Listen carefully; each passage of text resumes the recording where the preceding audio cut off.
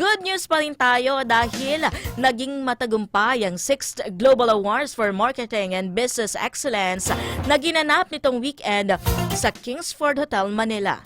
Kinilala kasi ang Light TV God's Channel of Blessings bilang Best Christian TV Station para sa patuloy nitong pag-ere ng mga content para sa spiritual growth.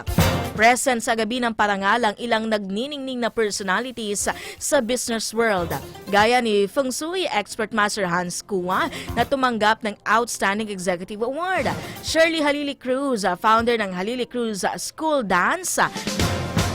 of Dance na tumanggap ng Creative Leadership Award at Global Artistic Director of the Decade. Samantala, kinilala rin ang ilang public servant para sa kanilang natatanging serbisyo publiko tulad ni Public Attorney's Office Chief, Attorney Persida Rueda Acosta at Quezon City Vice Mayor Gian Soto. Sa totoo lang po sa ngalan ng Panginoon Diyos, kapag gagawin natin ang tama, hindi lang sa mata ng kapwa, kundi sa mata niya, mas madali po nating mapapagbutihan ang ating kailangan gawin. Lalo-lalo na as servant leaders, sa totoo lang po, napakalaking bagay po ng mga recognition na ibinibigay nyo. Dahil ito po ay hindi para sa amin, kundi para sa lahat po ng mga taong pinaglilingkuran natin.